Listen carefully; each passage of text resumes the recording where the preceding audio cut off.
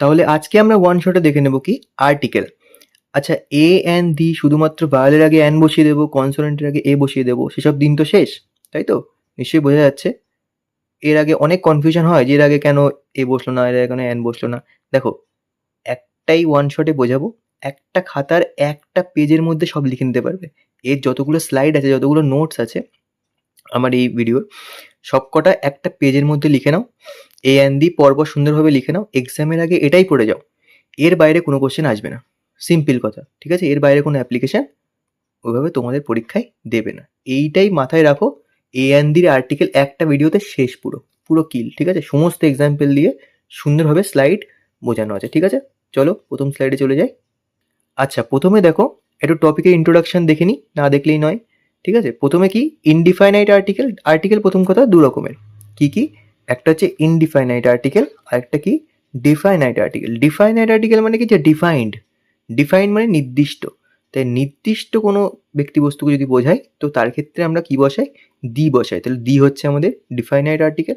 আর যেখানে অনির্দিষ্ট, নির্দিষ্ট না কোনো জিনিস, জাস্ট বলতে হয়, তাই একটা বোঝানোর জন্য বলছি, তো সেক্ষেত্রে আমরা এ আর অ্যান বসাই, তাই তো? সেক্ষেত্রে আমরা এ আর অ্যান বসাই। তাহলে তিন রকমের আর্টিকেল, এ, অ্যান আর দি। এইবার মেইন জায়গায় চলে যাচ্ছি। এইবারে আসছে এ কখন কখন বসাবো। দেখো, প্রথম কথা, সাধারণত কনসোনেন্ট দিয়ে শুরু হলে যদি সিঙ্গুলার নাউনের আগে আমরা বসাই, এটা আমরা কমনভাবে জানি, তাই তো? ডগ, ডি কনসোনেন্ট, তার আগে কি এ বসালাম, ভালো কথা। Girl, G consonant, a girl, a বসালাম, ঠিক আছে। বয়, বি কনসোনেন্ট, তার আগে এ বসিয়ে দিলাম, ভালো কথা, ঠিক আছে। তারপরে ইউরোপিয়ান, ইউনিয়ন, ইউনিভার্সিটি, এগুলোর আগে আমরা এ বসাবো, কেন? এগুলো তো ভাওয়েল দিয়ে শুরু। তাহলে নিয়ম দেখো, যদি ভাওয়েল দিয়ে শুরু হয় কিন্তু উচ্চারণ ইউ এর মতো হয়, ইউ, ইউ এর মতো উচ্চারণ বিশিষ্ট হয়, তখন তার আগে আমরা কি করবো বলতো? অ্যান বসাবো না। ভাওয়েল দিয়ে শুরু হচ্ছে ঠিক আছে, কিন্তু শুরু যদি উচ্চারণ ইউ এর মতো হয় তখন তার আগে আমরা এ বসিয়ে দেবো। ব্যাস, সেকেন্ড নিয়ম। মাথায় ঢুকলো? খাতায় লিখে নাও সুন্দরভাবে। তাহলে অ্যান ইউরোপিয়ান, ই দিয়ে শুরু হচ্ছে কিন্তু উচ্চারণ কি? ইউ হচ্ছে, ইউ, ইউরোপিয়ান। যেই ইউ উচ্চারণ হচ্ছে তার আগে আমরা এ বসাবো, ভালো কথা। ইউনিয়ন, ইউ দিয়ে শুরু হচ্ছে, ভাওয়েল, বাট উচ্চারণ কি হচ্ছে? ইউনিয়ন, ইউ উচ্চারণ আসছে, এ বসাবো। ইউনিভার্সিটি, ইউ দিয়ে শুরু হচ্ছে বাট উচ্চারণ কি হচ্ছে? ইউ উচ্চারণ হচ্ছে, এ বসাবো। আচ্ছা, ইউজফুল অ্যানিম্যাল, ইউ দিয়ে স্টার্ট হচ্ছে, ইউ কিন্তু ভাওয়েল, বাট উচ্চারণটা দেখো ইউজফুল, ইউ হচ্ছে ইউ, ইউ উচ্চারণ আসছে, মানে তার আগে ভাওয়েল দিয়ে শুরু হোক, বাট উচ্চারণ যদি ইউ হয় এ বসিয়ে দেবো, সিম্পল কথা, বোঝা গেল? তারপর এটাই ক্যাচ ছিল মেইন, কোনো একটি শ্রেণীর প্রতিনিধি বোঝাতে। দেখো, dash cow is a useful animal, a বসাবো সেখানে, কেন? A cow is a useful animal, just অনির্দিষ্টভাবে বলছি, একটা গরু আমাদের ইউজফুল অ্যানিম্যাল। একটা কাউ, কাউ তো একটা শ্রেণী বোঝাচ্ছে না, গরু একটা শ্রেণী বোঝাচ্ছে, তাই তো? সেই শ্রেণী বোঝাতে গেলে আমরা তার আগে এ ব্যবহার করে থাকি, ঠিক আছে? এই গেল আমাদের এর তিনটে জেনারেল নিয়ম, এর বাইরে তোমাদের পরীক্ষায় আসবে না, খাতায় সুন্দরভাবে নোটসটা বানিয়ে নিও। তারপরে সোজা চলে যাচ্ছি কিসে? অ্যানে চলে যাচ্ছি সোজা। দেখো, সাধারণত ভাওয়েল দিয়ে শুরু হলে সিঙ্গুলার নাউনের আগে আমরা অ্যান বসাই, এটা কোনো কমন জিনিস জানি। যেমন এগ, ই, ই দিয়ে শুরু হচ্ছে, ই ভাওয়েল, তাহলে তার আগে কি বসাবো? অ্যান বসিয়ে দেবো, ঠিক আছে। আমব্রেলা, ইউ দিয়ে স্টার্ট হচ্ছে, তার আগে আমরা অ্যান বসিয়ে দেবো, ঠিক আছে, গেল।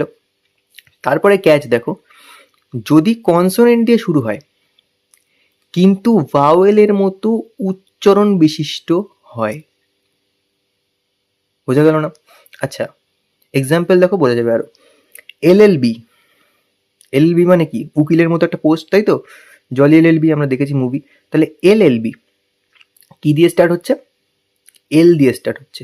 এল তো কনসোনেন্ট, বাট তার আগে অ্যান কেন বসাচ্ছি? এল উচ্চারণটা করো, এল, এ আসছে সবার আগে, এ, এল এল বি, দুবার এ বলে ফেলেছি আমি মাঝখানে। তাহলে এ দিয়ে শুরু হচ্ছে তো, ভাওয়েলের মতো উচ্চারণ হচ্ছে তো, এল এল বি, এ দিয়ে উচ্চারণ হচ্ছে, ভাওয়েলের মতো উচ্চারণ হচ্ছে, সুতরাং তার আগে অ্যান বসাবো। তারপর দেখো লেখা আছে কি? M A, M A, M একটা কি? কনসোনেন্ট, বাট তার আগে অ্যান বসাবো, কেন? এম বলে দেখো, এম, প্রথমেই এ উচ্চারণ করে ফেলছো, বাউলের মতো উচ্চারণ চলে আসছে, এম এ, এ উচ্চারণ করে ফেলছি প্রথমেই, তাই তো? তাহলে তার আগে কি বসাবো? এন বসাবো। তারপর দেখো এসডিও, এসডিও, এস কি দিয়ে শুরু? কনসোনেন্ট দিয়ে শুরু, বাট উচ্চারণটা করো এসডিও, এ বলে ফেলছি সবার আগে, তাহলে বাউলের মতো উচ্চারণ বিশিষ্ট হচ্ছে তো। তাহলে এলএলবি হোক, এম এ হোক, এসডিও হোক, তার আগে আমরা কি বসাবো? কনসোনেন্ট দিয়ে শুরু, বাট উচ্চারণ বাউলের মতো হচ্ছে বলে তার আগে আমরা এন বসাবো। ব্যাস, সেকেন্ড পয়েন্ট ক্লিয়ার হলো।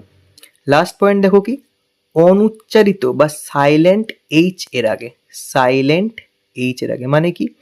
দেখো এইচ ও ইউআর আমরা উচ্চারণ কি করি? হাওয়ার না, আমরা উচ্চারণ করি আওয়ার।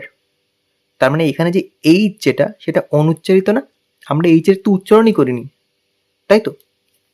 উচ্চারণ করি যেমন, যেমন কে না এফি উচ্চারণ কি হয়? নাইফ, কে তো উচ্চারণ করি না, ওরকম টাইপের। যদি এমন কিছু হয় যার উচ্চারণ আমরা এইচ করছি না, সাইলেন্ট এইচ, তার আগে আমরা অ্যান বসিয়ে দেবো সোজা। যেমন দেখো হাওয়ার আমরা বলি না, আওয়ার বলি, তাহলে এখানে এইচটা কি? সাইলেন্ট, তাহলে তার আগে আমরা অ্যান বসাবো সাইলেন্ট এইচ এর আগে। যেমন আরেকটা এক্সাম্পল কি, অনেস্ট ম্যান, আমরা হনেস্ট ম্যান বলি না, অনেস্ট ম্যান বলি, তাহলে এইচটা কোথায় গেল? এইচটা এখানে উচ্চারিত হয়নি, সাইলেন্ট, তার আগে আমরা অ্যান বসিয়ে দেবো। জাস্ট 3টে পয়েন্ট ক্লিয়ার হলো, সুন্দরভাবে খাতায় লিখে নিও। জাস্ট এইগুলোই কিন্তু রিভিশন করতে হবে পরীক্ষার আগে, এর বাইরে পরীক্ষায় কোশ্চেন আসবে না, কোনো দিন আসবে না, সে নিয়ে কোনো চাপ নেওয়ার কারণ নেই। আচ্ছা, লাস্ট কি, ইউজেস অফ দা, টিএইচই, দি কখন ইউজ করি? প্রথমে দেখো, একই বাক্যে ব্যবহৃত পূর্বোক্ত বিশেষ্য পদের আগে, মানে কি? কিছু বোঝা গেল না।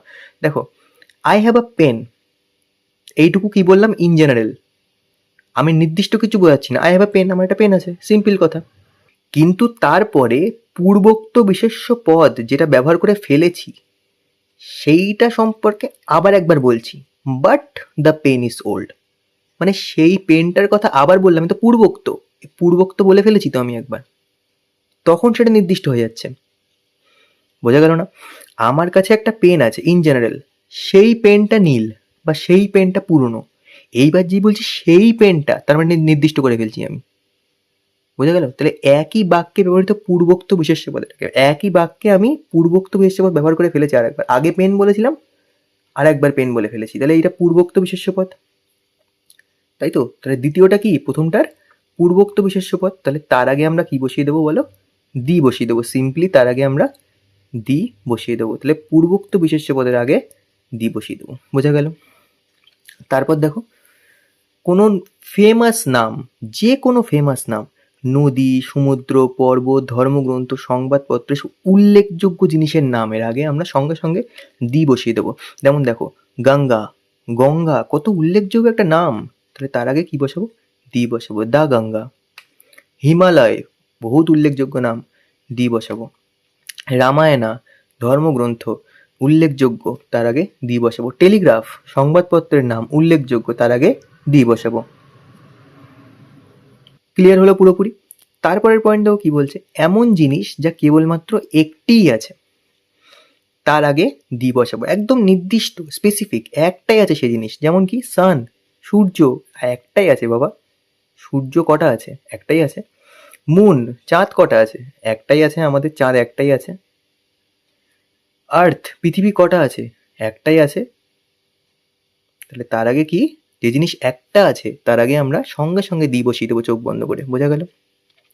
তারপর দেখো, কোনো জাতি, সম্প্রদায় বা পলিটিক্যাল পার্টিটাকে আমরা দি বসিয়ে দেবো। The Indian, the Indian, Indian ভারতীয়, জাতি, তাই তো? জাতি সম্প্রদায় বোঝাচ্ছে, সুতরাং তার আগে কি বসাবো? দি বসাবো। আচ্ছা, দ্য হিন্দু, জাতি সম্প্রদায় বোঝাচ্ছে তো, হিন্দু কমিউনিটি, তার আগে আমরা দি বসিয়ে দেবো। আচ্ছা, দ্য বিজেপি, ভারতীয় জনতা পার্টি, একটা কি পলিটিক্যাল পার্টি বোঝাচ্ছে, তার আগে কি বসাবো? দি বসাবো। বোঝা যাচ্ছে এইটুকু? আচ্ছা, লাস্ট পয়েন্ট দেখো, সমগ্র শ্রেণী বোঝাতে কোনো সিঙ্গুলার কমন নাউনের আগে বসে। যেমন কি, dash cow gives us milk, তখন আমরা দি বসিয়ে দেবো।